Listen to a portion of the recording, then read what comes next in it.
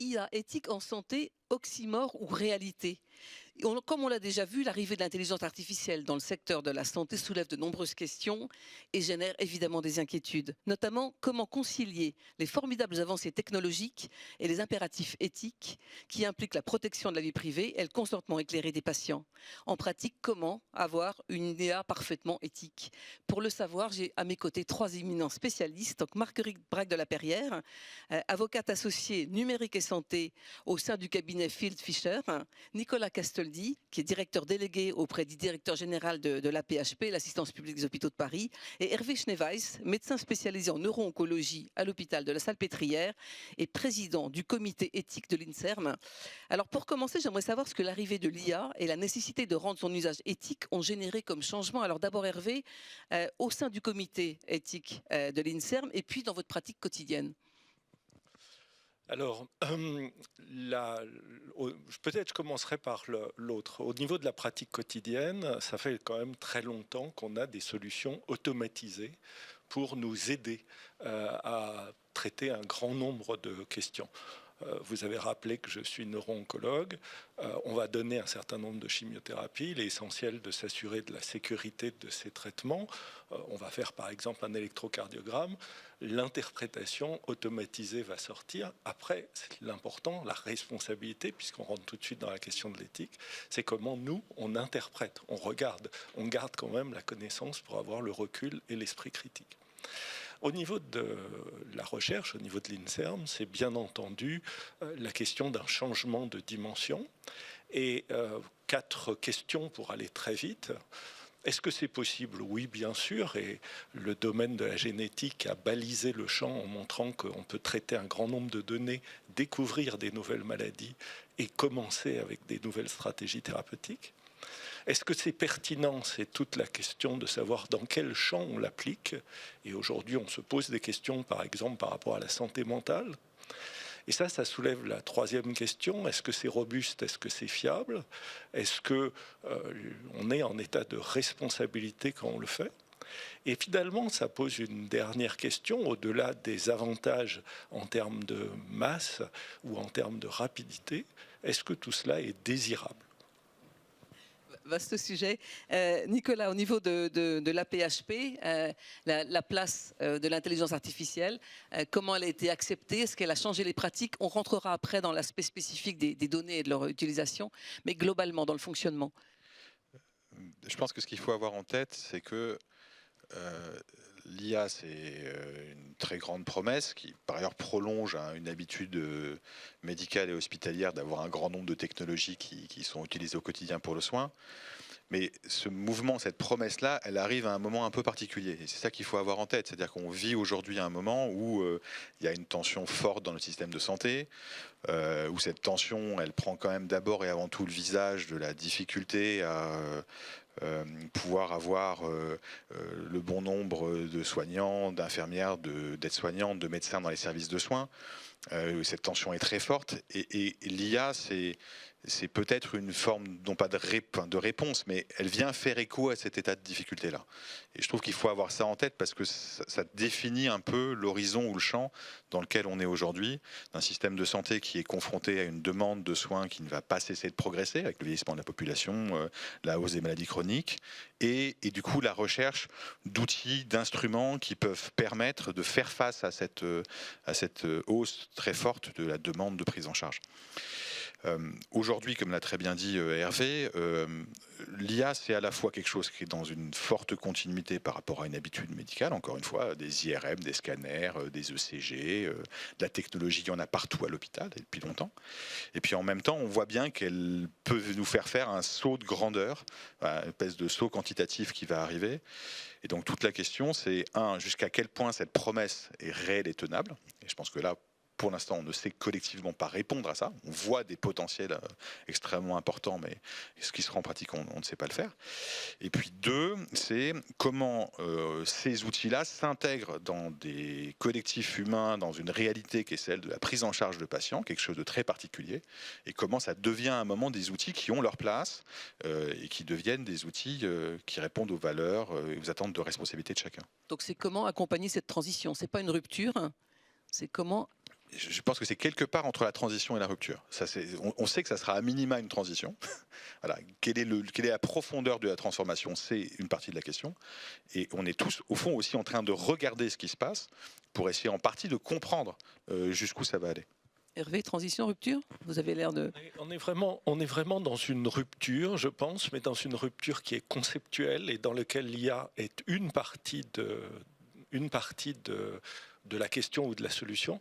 La rupture conceptuelle, c'est que la médecine ou la santé s'est développée depuis le milieu du 19e siècle, depuis Claude Bernard, dans une vision déterministe et réductionniste, et qu'avec les solutions d'IA, mais aussi avec les concepts d'exposome, avec les concepts de santé qui intègrent les dimensions de la nutrition, les dimensions de l'éducation, les dimensions de la vie entière avec les maladies chroniques, on est vraiment dans une rupture conceptuelle qui passe du réductionnisme à une vision holistique.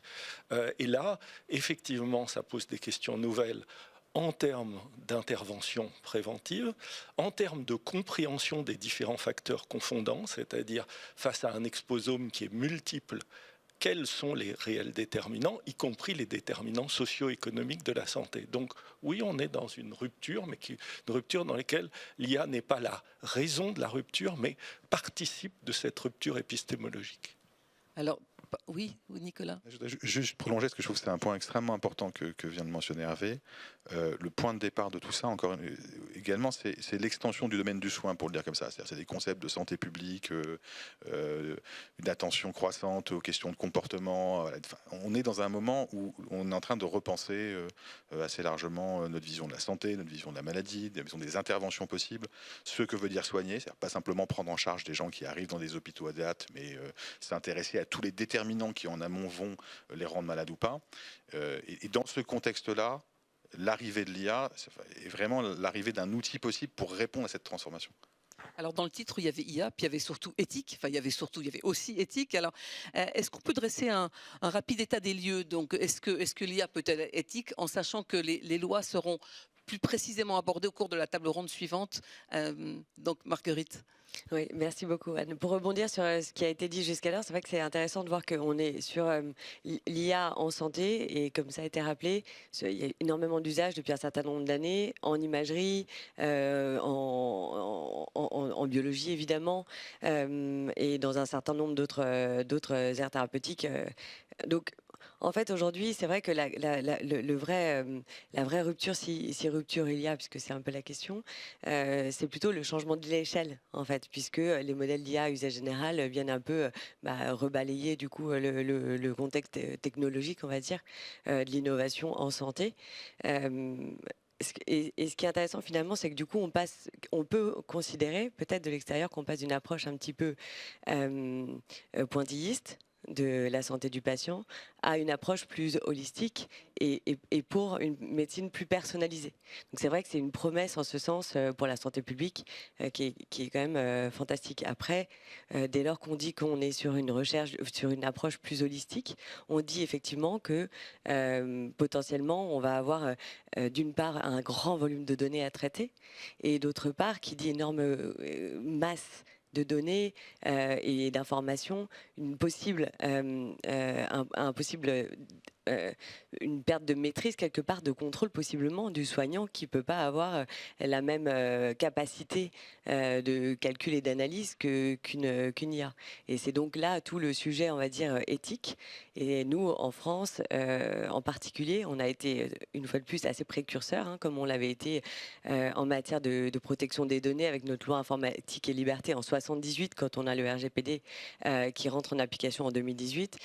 Nous, en France, on a eu une loi de bioéthique du 2 août 2021 qui est venue déjà poser un certain nombre de principes, dont le fait que l'IA doit rester explicable, que le patient devrait être informé de l'utilisation de l'IA, que, y compris, il devrait être informé des résultats de l'IA, et que finalement le professionnel de santé doit également partager avec les autres professionnels de santé, donc on entend l'équipe de soins, le résultat de l'IA et son diagnostic, comme pour permettre un peu à tout un chacun, à tout moment, de challenger ce résultat au regard d'une approche plus, on va dire, humaine, Donc on a ce qu'on appelle une supervision humaine qui va être du coup très étendue et qui est largement également consacrée par du coup le fameux AI Act qui vient d'être définitivement adopté au niveau de l'Europe. Donc c'est la loi qui va rendre l'IA forcément éthique? Donc en tout cas, on va avoir des garde-fous grâce à la loi. On est d'ailleurs sur des textes au niveau de l'AI Act qui sont assez génériques, c'est-à-dire qu'il prévoit d'ores et déjà la possibilité de prendre des actes délégués pour modifier finalement le périmètre de certaines, par exemple, ce qu'on appelle les systèmes d'IA à haut risque dans le secteur de la santé pour justement l'étendre à des usages qu'on ne connaît pas encore, le cas échéant. Et de même, il prévoit aussi la possibilité de prendre des actes d'exécution, cette fois-ci, pour finalement préciser les mesures techniques et organisationnelles qu'il faudra implémenter pour mettre en œuvre les exigences des AI Act. Donc on va être sur, en fait, on va être sur quelque part, on est sur un texte qui va pouvoir évoluer. Et qui va pouvoir accompagner les pratiques. Donc évidemment, l'ambition de ce texte est de traduire les valeurs de l'Union européenne dans le droit, sans pour autant figer les technologies. Donc malgré tout, au contraire, accompagner, voire favoriser l'innovation. Quand on a préparé cette table ronde, vous m'avez dit qu'il y avait quelque chose d'assez nouveau, c'est que tous les acteurs étaient concernés, et donc pas seulement ceux qui généraient l'IA, mais tous les utilisateurs. Donc ça veut dire que c'est au niveau européen, voire au niveau mondial, qu'il y a une prise de conscience? Alors ce qui est intéressant, c'est effectivement, il y a eu beaucoup de débats autour du point de savoir si finalement l'Europe, à nouveau, n'aurait pas une forme de surrégulation qui viendrait brimer ou entraver l'innovation. Et la réponse qu'aujourd'hui, qui a été apportée dans le règlement, le fameux règlement sur l'intelligence artificielle, c'est d'avoir un champ d'application qui fait que le marché de l'Europe est quelque part protégé. C'est-à-dire qu'en fait, non seulement tous les systèmes d'IA qui seront commercialisés, mis sur le marché, utilisés en Europe seront soumis aux exigences de cette AI Act, mais en plus, tous les résultats des systèmes d'IA qui seraient utilisés en Europe, c'est-à-dire que donc on est sur des systèmes qui ne sont pas utilisés en Europe, donc ce serait juste les résultats. Là également, dans ce cas-là, il faut se mettre aux exigences de l'AI Act. Donc on voit que l'idée, c'est vraiment d'éviter une distorsion de concurrence, évidemment, et donc finalement d'obliger tous, soit ces acteurs, on va dire, outre-Atlantique, asiatiques, à se priver d'un marché qui est l'Europe, ce qui semble peu probable malgré tout, soit du coup de tirer vers le haut le monde entier sur des exigences notamment éthiques, mais également de qualité technique, et ce qui fait partie de l'éthique, pour permettre une IA sécurisée, quoi. Avant qu'on parle des données plus spécifiquement, Hervé, je crois que vous avez pris quelques notes là, donc je pense que vous avez quelque chose à dire. Non, mais pour revenir à ce que vient de dire Marguerite, en amont de la loi, il y a toujours une question de valeur. Et ça, c'est essentiel. En l'occurrence, on a deux valeurs cardinales qui sont l'autonomie de la personne et puis la vulnérabilité, puisqu'on parle de santé. À partir du moment où on parle de santé, on parle d'une question de vulnérabilité. Et donc, à la conception de toutes les IA, il y a la question de l'alignement. C'est-à-dire comment ces IA s'alignent sur les valeurs qu'on veut leur donner. Et c'est extrêmement important que l'Europe ait été leader parce que ça détermine quelles sont les valeurs qu'on veut préserver et quel type d'alignement on exige de l'IA. Par exemple, les premiers systèmes d'IA, vous vous souvenez, devenaient racistes en quelques dizaines de minutes. Et une des valeurs qu'on ne veut pas, c'est le racisme. Donc l'alignement, c'est de faire ensuite qu'on travaille sur les algorithmes, qu'on travaille sur les pondérations, sur les systèmes pour aligner ces valeurs. Alors, à partir de là, il y a des questions pratiques qui se posent pour nous. Par exemple, une des questions fondamentales, c'est le consentement libre et informé de la personne. Aujourd'hui, pour les besoins de la recherche et pour probablement le meilleur, on crée des entrepôts de données, y compris à l'assistance publique Hôpitaux de Paris. Dans une autre table ronde, il a été question du Health Data Hub. Et la question fondamentale, c'est les personnes qui donnent leur consentement à ce que ces données soient collectées d'abord, utilisées ensuite, réutilisées ensuite. est-ce que vraiment on reste dans la notion de consentement libre et informé? Vous voulez dire que quelqu'un qui arrive à l'hôpital aux urgences n'a pas forcément... Il signe sa feuille d'entrée, et dans sa feuille d'entrée, il y a écrit en bas que les données seront collectées et mises dans l'entrepôt de données. Alors qu'après, il peut toujours demander des informations ou les retirer, mais voilà. Donc, est-ce que le consentement est vraiment libre? Et surtout, est-ce qu'il est informé? C'est-à-dire qu'aujourd'hui, grosso modo, il est à peu près simple de dire à quoi vont servir les données dans un premier temps, mais très rapidement, elles vont être conjuguées à d'autres données, elles vont être utilisées dans de multiples choses, et les gens pourraient ne pas être d'accord que ça aboutisse à une commercialisation, ou que ça aboutisse à un usage militaire, ou je ne sais quoi. À partir de là, il faut inventer aujourd'hui des nouvelles formes du consentement qui respectent les valeurs, encore une fois, d'autonomie et de vulnérabilité. Donc, par exemple, mettre en place des tiers de confiance, par exemple, mettre en place des systèmes d'information qui permettent de rendre compte de ce qu'est la base de données ou la biobanque, qui, par exemple, permettent d'informer sur les différents types de recherches et les résultats de ces recherches. Donc, on bascule toujours dans l'alignement avec les valeurs d'un système qui a fait son temps, du consentement libre et informé, vers un système qui en respecte les valeurs, mais qui va s'incarner dans d'autres méthodologies. Je crois que Marguerite, voulait réagir avant qu'on sache ce qui se passe vraiment dans les grands hôpitaux. Alors, ce sur quoi je voulais rebondir, c'est que c'est vrai que c'est cette notion de consentement. On est sur des notions sur le plan juridique qui sont assez, parfois un peu ténues. Un patient, lorsqu'il rentre à l'hôpital, on va l'informer que ces données sont susceptibles d'être réutilisées dans le cadre de recherche, de projets de recherche futurs, et il a la possibilité du coup de s'opposer. En revanche, aujourd'hui, on n'est pas sur un consentement à cette réutilisation. On va avoir des consentements à la recherche, à être participant à une recherche, mais ça ne porte pas sur la donnée. S'agissant de la donnée, on a un droit d'opposition. Pourquoi est-ce qu'on n'est pas sur un consentement individuel, mais sur un simple droit d'opposition? Parce que avec le RGPD, avec notre loi informatique et liberté, avec les méthodologies de référence qui ont été prises en application de cette loi informatique et liberté par la CNIL, on est sur des données qui sont pseudonymisées. Comme d'ailleurs dans notre système national des données de santé, le fameux SNDS, donc au sein qui passe par le Health Data Hub, aujourd'hui la plateforme des données de santé. On a des données qui sont pseudonymisées dont on considère du coup que finalement elles sont plus indirectement identifiantes et qu'on déploie des mesures techniques et organisationnelles de sécurité qui permettent de les protéger et donc qui permettent de se soustraire à un consentement individuel. On va être sur ce qu'on appellerait plutôt un consentement systémique, c'est-à-dire...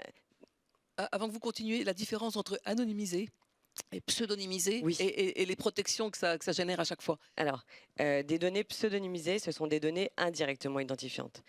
Ça peut être, c'est-à-dire, par exemple, c'est codé, donc remplacé par un numéro, un nom et un prénom, éviter d'avoir une date de naissance.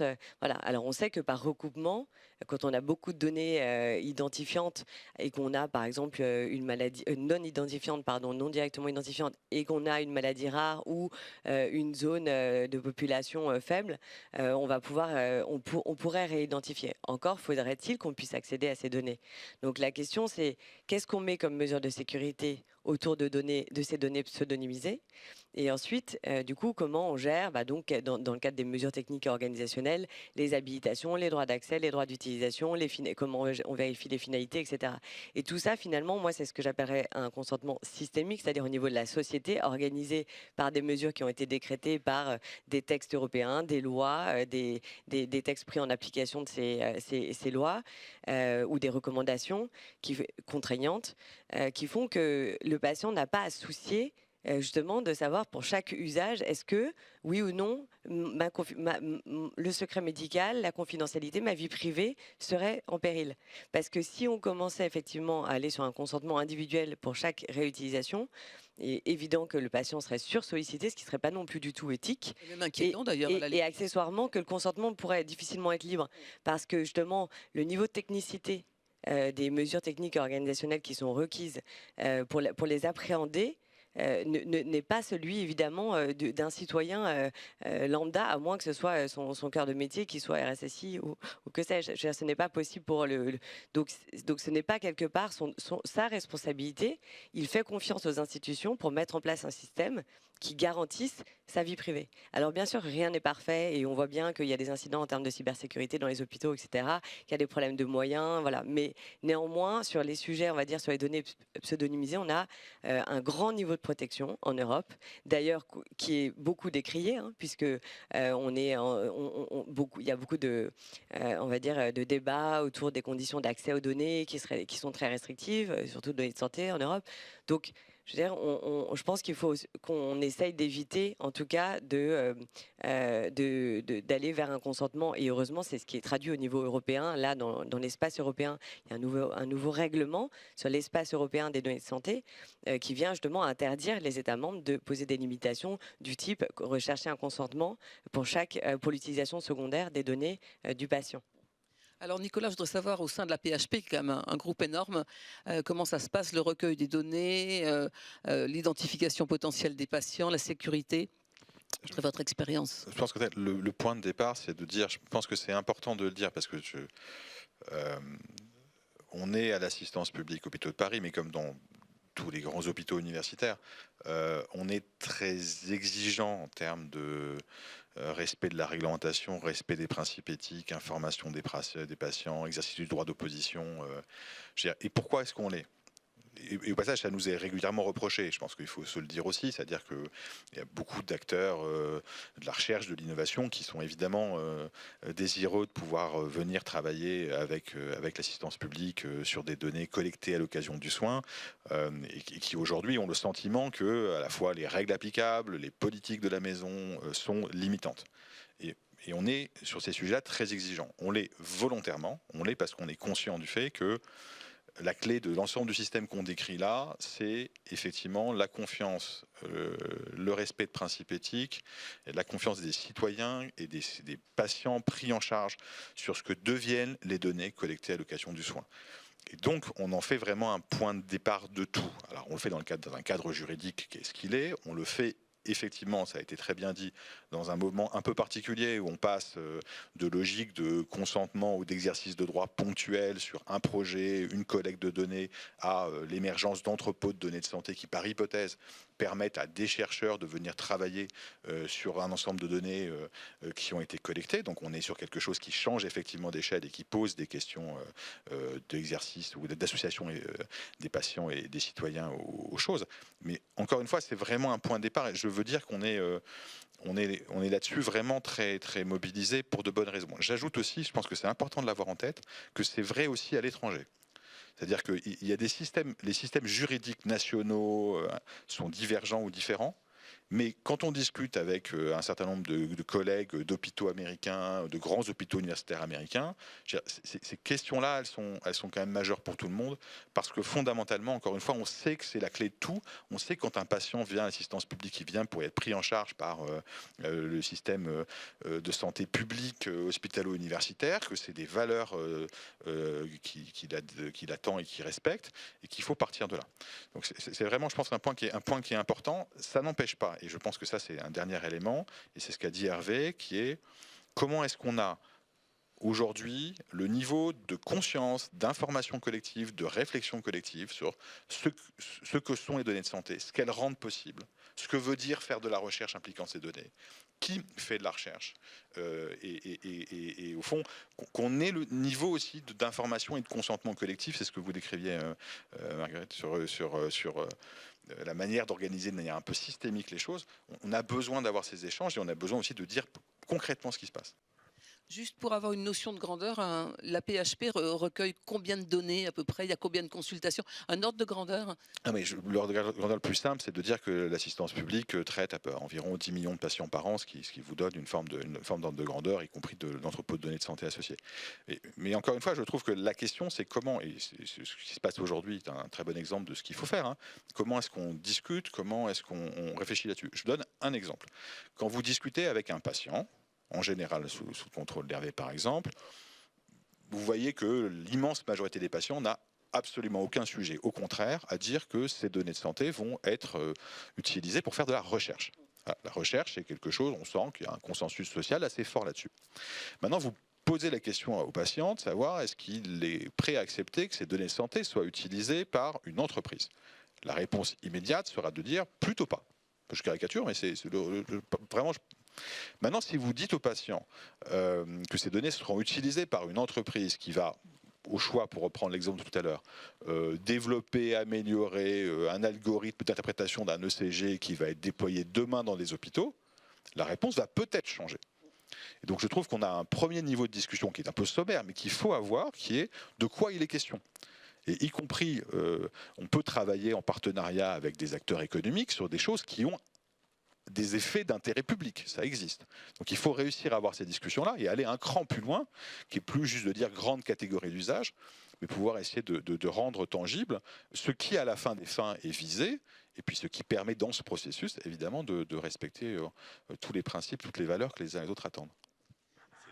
C'est exactement la question fondamentale de ces valeurs, et où la confiance se construit à travers un certain nombre de règles, et elle se construit aussi dans une meilleure compréhension, une bonne compréhension, parce que Nicolas vient de parler d'une structure publique, donc l'assistance publique Hôpitaux de Paris ou d'autres hôpitaux, d'universités américaines, là encore, on va dire parapubliques, même si elles ont des statuts privés.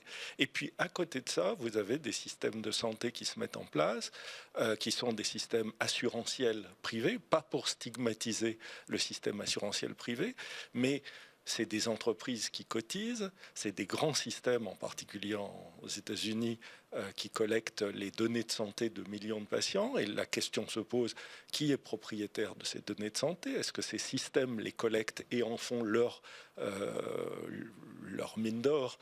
Ou est-ce que le patient peut migrer avec ces données de santé? Est-ce que tout ou partie de ces données sont communiquées aux entreprises qui collectent? Et c'est là que les questions des valeurs se posent, parce que vous avez une vision de la recherche, en particulier de la recherche publique, mais également privée, pour créer des nouvelles méthodologies de santé, des nouveaux soins, et donc là, vous apportez quelque chose au patient et vous diminuez sa vulnérabilité, vous améliorez sa santé. Et puis, vous avez le potentiel que certaines informations, on pourrait parler par exemple de troubles mentaux ou de pathologies qui peuvent être des pathologies simples, de type un burn-out, une dépression, que le patient, et il a bien raison, ne veut pas voir communiquer, surtout pas à son employeur ou surtout pas dans des questions, parce que là, on va augmenter la vulnérabilité. Donc, vous voyez que la préciosité de ces données, c'est bien sûr pour la recherche et pour mieux comprendre les maladies, c'est aussi pour protéger la personne dans les différentes valeurs, et tout particulièrement ces questions de l'autonomie et de la vulnérabilité. Et en même temps, vous me l'avez signalé, Hervé, quand on s'est parlé avant cette table ronde, les gens divulguent un nombre incroyable de données, y compris de données santé. Et donc, il y a un peu de poids, de mesure, enfin une inquiétude exagérée peut-être d'un côté, et puis une inconscience de l'autre, peut-être. C'est tout à fait vrai. Là-dessus, je vous renvoie à 2 notes du comité d'éthique de l'INSERM que vous trouvez sur HAL, sur les archives ouvertes ou sur le site du comité, sur les femtech, c'est-à-dire ces applications très peu validées sur le plan scientifique, et quand je dis très peu, c'est un euphémisme, mais où des millions de femmes aujourd'hui donnent des informations extrêmement intimes, et c'est sur leur smartphone. C'est des sociétés, certes européennes, mais absolument pas contrôlées par bien des aspects, et effectivement là, le consentement est plus que minimal et rudimentaire. Et la loi ne peut rien faire dans ce domaine. Alors, bien sûr, la loi prévoit tous les traitements de données et de santé avec des règles d'ailleurs relativement, on va dire, contraignantes, on peut le voir comme ça aussi, même si elles sont là pour protéger les libertés individuelles, évidemment. Donc, la difficulté, c'est qu'après, le patient reste libre, évidemment. Donc, la question, c'est pour ces genres d'usages-là, qui ne sont pas un usage, ce qu'on appelle l'usage primaire des données de santé, c'est-à-dire l'usage pour les soins, Mais du coup, bon, des usages pour, on va dire, une forme de loisir, bien-être. Pseudo-contraception. Voilà, on ne sait pas exactement. C'est le consentement qui est la base légale, en général. Donc, le consentement du patient. Et là, effectivement, se pose la question de savoir dans quelle mesure ce consentement est libre, dans quelle mesure les finalités sont suffisamment décrites, etc. Et là, effectivement, on a toutes les règles du RGPD qui s'appliquent, la loi informatique et liberté française et énormément évidemment de recommandations de la CNIL qui sont avec un effort de pédagogie important de la part des institutions, la CNIL et d'autres institutions sur justement la valeur de ces données et les risques associés. Néanmoins, ensuite, on peut pas tenir la main des citoyens un par un, quoi. Ça, c'est sûr. Nicolas? Juste peut-être pour dire deux choses. Un, de toute façon, les patients attendent à juste titre des acteurs de santé un comportement particulier. Je veux dire, venir pour être pris en charge à un moment où on est malade, où on est fragile, c'est attendre de l'institution qui vous accueille qu'elle se comporte d'une certaine manière. Après, il y a des natures différentes, mais en tout cas, on est très conscient de ça. Et c'est évidemment infiniment différent du mouvement consistant à aller télécharger une appli pour telle ou telle raison. Donc il y a des valeurs du soin, pour le dire comme ça. Et je pense qu'il faut les mettre au centre de tout et que c'est pour ça que les hôpitaux, les soignants ont un rôle un peu particulier à jouer parce qu'ils portent ces valeurs-là. Après, autour de ces acteurs historiques du soin, il y a de nouveaux acteurs qui émergent et dans lequel vous avez... C'est un paysage qui est compliqué parce que vous ne pouvez... il faut séparer le bon grain de l'ivraie. On ne peut pas tout prendre et tout laisser. Vous prenez l'univers des femtech, vous avez des choses, donc c'est les startups qui travaillent autour de la santé des femmes. Vous avez des choses qui sont effectivement infiniment problématiques, comme vient de le dire Hervé. Vous avez aussi un nombre important de startups montées par des patientes, soucieuses que des réponses, de créer même des éléments de réponse sur des prises en charge liées à des pathologies féminines qui étaient historiquement pas celles qui étaient les mieux prises en charge. Donc ce qui est compliqué là-dedans, c'est qu'il faut aussi qu'on arrive les uns et les autres à donner des points de repère à des citoyens patients qui font face à une offre grandissante de choses qui sont plus ou moins technologiques, plus ou moins médicales, plus ou moins embarquant de l'IA, puisque tout le monde fait de l'IA aujourd'hui, y compris quand il n'en fait pas. Donc c'est un des sujets. Et là-dessus, nous, on considère que le rôle d'une grande maison comme l'assistance publique aussi, c'est de contribuer à donner ces points de repère-là. À se dire que quand on travaille, nous, avec des startups, c'est parce qu'elles ont quand même à la fois une adhésion aux valeurs qui ont été décrites, qu'elles sont évidemment conformes sur le plan réglementaire aux obligations posées par les textes, et puis qu'elles entrent dans cette dynamique. Mais encore une fois, je trouve que il faut que la culture du soin soit première, et parce qu'elle responsabilise. Parce qu'aucun soignant n'est irresponsable de nature. C'est le contraire même, le soin. Et après, et donc construire autour de ça une communauté de gens qui partagent ces valeurs, cet engagement, et pouvoir comme ça aller attraper de nouveaux outils, des applications, des objets connectés, et en travaillant ces notions-là, pour éviter les modèles que décrivait Hervé, à savoir des gens qui sont là pour collecter de la donnée personnelle, la revendre, et ça existe. Voilà. Alors, oui. Ce qui est intéressant, c'est qu'en fait, on est quand même sur une approche forcément un petit peu subjective. La question, c'est toujours la mission, est-ce qu'il y a vraiment une finalité d'intérêt public ? La finalité d'intérêt public, on voit bien que c'est à géométrie variable en termes d'appréciation. Parce que à la fois, ce serait terrible de ne pas offrir l'opportunité à un certain nombre de startups de développer des produits innovants, ce que tu disais très bien, Nicolas, de développer du coup des nouvelles thérapeutiques, y compris via des technologies, des TX comme on dit, donc mixtes, possiblement digitales et médicamenteuses. Et à la fois, on n'a pas envie personne n'a envie de connaître ce type de dérive. Et normalement, les textes prévoient des garde-fous, et cette notion de finalité d'intérêt public, elle peut être comprise de différentes manières. C'est-à-dire que finalement, est-ce que l'intérêt public, c'est de libérer un peu la donnée, mais du coup, et pour libérer un peu l'innovation ? Ou est-ce que finalement l'intérêt public, c'est de justement contraindre les conditions d'accès et donc garantir de manière certaine que les données et les patients et les citoyens finalement sont sécurisés. Et ça, c'est toute la question fondamentale à laquelle on aura du mal à répondre aujourd'hui. Yeah.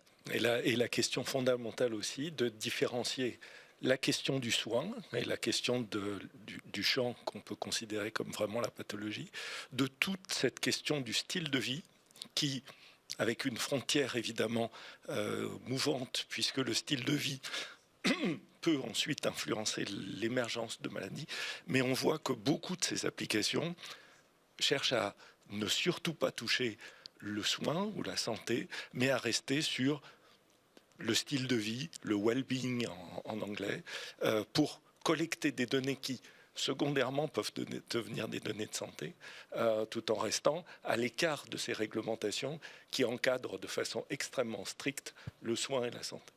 Mais je pense que c'est pour ça qu'on a. Enfin, je suis d'accord avec ça, mais du coup, la conclusion que j'en tire, c'est qu'on a plutôt intérêt à tous égards, à accompagner encore une fois, cette extension du domaine du soin. D'abord parce qu'on sait que encore une fois, un certain nombre de comportements ont une incidence sanitaire directe. Ensuite, parce que c'est une manière aussi, comme une manière de faire rentrer dans un champ de choses qui sont prouvées, qui sont régulées, qui sont accompagnées, des outils et des apps qui aujourd'hui n'y sont pas. Après, je pense qu'il faut réfléchir à la frontière, il faut savoir ce qu'on fait en faisant ça.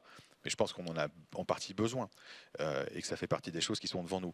Et peut-être ça peut aussi nous permettre de dire un mot, parce que je trouve qu'on a peut-être depuis tout à l'heure cédé un peu à la pathologie normale d'un débat sur IA et santé, qui est que depuis 36 minutes, on s'attache au cadre, aux risques et aux difficultés associées. Il faut aussi peut-être quand même se redire, encore une fois, ce que ces outils apportent.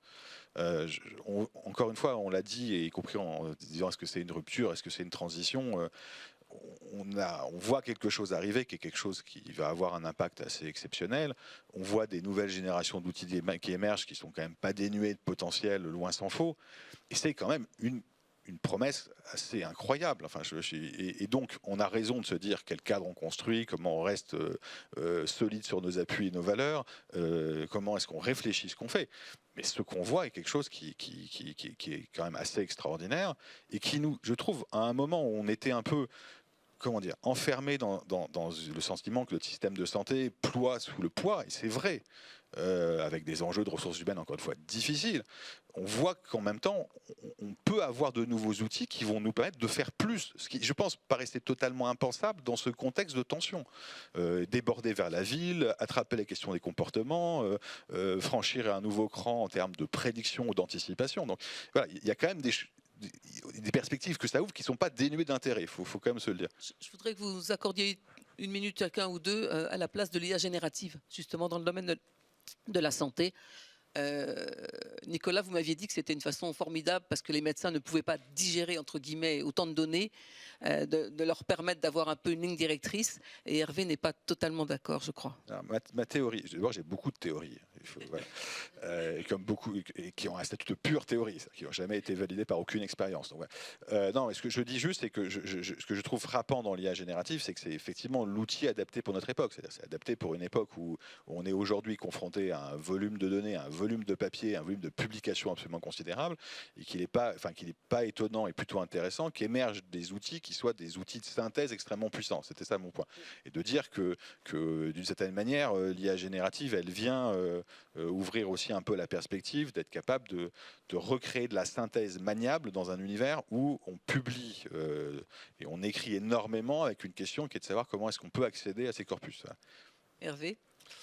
De toute façon, c'est un tsunami et tout le monde l'utilise, donc on ne va pas revenir en arrière. Maintenant, la question fondamentale, c'est d'un côté la soutenabilité. On a des quantités de données qui sont colossales et dont on a de plus en plus de mal à voir comment on arrive à les traiter, et avec des coûts énergétiques et des coûts d'infrastructure de plus en plus importants.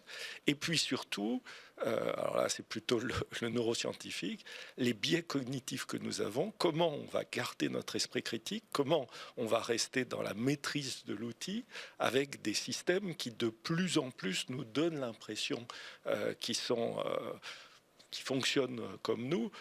Vous avez peut-être vu le post d'un ingénieur d'une société d'IA qui vient de sortir un logiciel qui s'appelle Claude 3 et qui a posé la question, le test de l'aiguille dans une meule de foin, on met une phrase qui n'a rien à voir avec un corpus de texte extrêmement important, et le post de réponse de l'IA, c'est oui, au milieu de ce texte qui parle des préférences au travail et d'éléments techniques, j'ai trouvé la phrase où on parle des meilleurs condiments à mettre sur une pizza. Mais compte tenu de l'incohérence de cette phrase avec le reste du texte, je pense que vous cherchez à me tester. Ah, c'est drôle ça. Alors justement, on était dans les neurosciences et Hervé, je voudrais que vous nous racontiez un tout petit peu tous les projets qu'il y a sur le cerveau parce que c'est fascinant et inquiétant en même temps. Peut-être pas. Alors, encore une fois, je rebondis sur ce que dit Nicolas. Je pense qu'il faut évidemment garder notre esprit critique, mais évidemment avec l'émerveillement, la fascination, le plaisir d'utiliser ces nouveaux outils, le plaisir de vivre dans un temps qui est un temps d'explosion des savoirs et on a beaucoup de chance d'être dans ce moment-là où on peut utiliser ces nouveaux outils. Juste pour mémoire, notre cerveau, c'est à peu près 200 milliards de cellules et chacune des 85-90 milliards de neurones fait 50 000 connexions avec d'autres cellules. Donc, il y a plus de connexions dans notre cerveau que d'étoiles dans la Voie lactée. Et en plus, c'est plastique, c'est-à-dire tout au long de la vie, les connexions entre ces cellules se réorganisent. Donc, on a absolument besoin d'outils qui nous permettent de passer de l'enregistrement très précis d'un endroit, ce que nous sommes capables de faire avec les neurosciences, ça va de la molécule jusqu'au comportement, mais on a absolument besoin d'outils pour arriver à analyser et à comprendre aux différentes échelles du cerveau comment est-ce que ça fonctionne. Ne serait-ce, si on veut revenir à des visions un peu utilitaristes que Nicolas nous indiquait avant, parce que les maladies du cerveau, c'est un tiers de nos dépenses de santé. C'est toutes les maladies neurologiques, depuis les plus simples, mais très coûteuses comme la migraine, jusqu'à maladies neurodégénératives, et puis les pathologies mentales, les troubles du neurodéveloppement, jusqu'au burn-out ou dépression. Donc, c'est colossal. On a absolument besoin d'outils de modélisation pour arriver à intégrer les masses de données qui sont produites par différentes technologies et d'arriver à en faire une représentation fonctionnelle. Et là, on arrive à ce carrefour où il faut se méfier que ce que nous faisons, ce sont des modèles, des représentations qui nous aident à comprendre comment fonctionnait le système, comment nous sommes capables d'apprendre et peut-être demain de trouver des nouvelles méthodes d'éducation pour nos enfants ou pour certains enfants qui leur permettront de devenir des individus adultes libres et autonomes, ce que nous cherchons, et ne pas vouloir absolument construire un cerveau modèle sur lequel il faudrait aligner tout le monde. Et si vous êtes légèrement atypique par rapport aux standards déterminés, et donc on voit en quoi aussi ces nouvelles connaissances, dans l'usage qui peut en être fait, peut aboutir à des choses totalement déviantes par rapport aux valeurs. Au niveau de cette recherche, il y a de nombreux programmes internationaux qui se sont mis en place. L'Europe, avec le Human Brain Project, s'est lancé les premiers. Aujourd'hui, il y a un relais qui s'appelle eBrains, où j'anime le comité éthique et société. Et donc, il faut continuer ces travaux, mais les continuer en transparence, donc rendre compte au public, les continuer en responsabilité, comment nous gardons la maîtrise de ces outils et comment, in fine, pour sortir simplement de la promesse, on arrive à les transformer en nouveaux procédés d'abord de soins, c'est les premières nécessités, hein, je vous ai parlé des coûts. Les coûts, pour donner un chiffre pour l'Europe, c'est plus que 1 000 milliards d'euros par an pour ces maladies du cerveau. Aussi la souffrance qui est induite, qui dans son entourage a une personne atteinte de la maladie d'Alzheimer, qui a un enfant atteint du trouble autistique, quand même 2% des enfants avec des troubles du neurodéveloppement, soulager la souffrance et soulager les difficultés pour l'organisation de la société que ça représente.